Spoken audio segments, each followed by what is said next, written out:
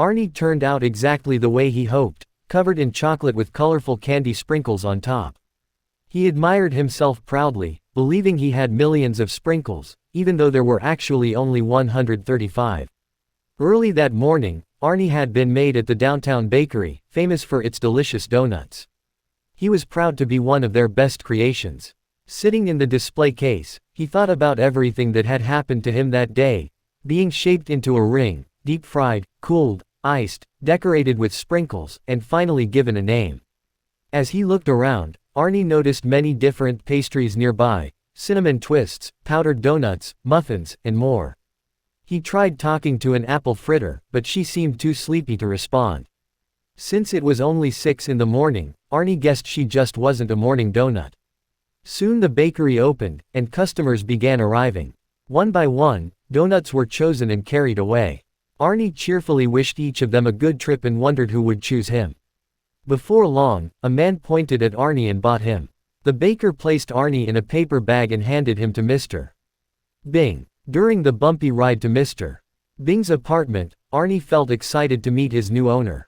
When they arrived home, Mr. Bing placed Arnie on a shiny plate. Arnie admired everything around him, thinking Mr. Bing wanted to take good care of him. But suddenly, Arnie realized Mr. Bing was lifting him toward his mouth. Shocked and frightened, Arnie shouted and asked why Mr. Bing wanted to eat him. Mr. Bing explained that donuts are made to be eaten, and he eats one every day.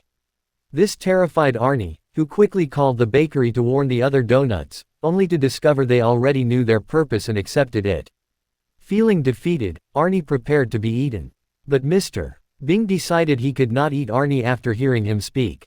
Instead, they tried to think of other purposes for Arnie.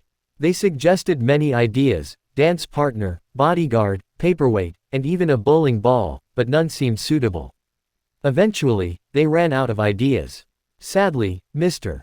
Bing suggested that Arnie find another home. Arnie left, believing donuts were only meant to be eaten. But as Mr. Bing watched Arnie walk away, he suddenly had a new idea. Since he couldn't own a dog in his apartment, he invited Arnie to become his pet instead, a donut dog.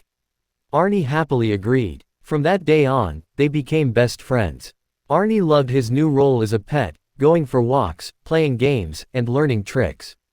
People everywhere were amazed to see such a unique companion. Arnie was the perfect pet for Mr. Bing, and Mr. Bing became Arnie's closest friend. This story shows how individuals from very different perspectives, even the eater and the eaten, can understand each other, compromise, and choose friendship instead. Thank you for watching. Keep reading, keep learning, and enjoy more wonderful stories.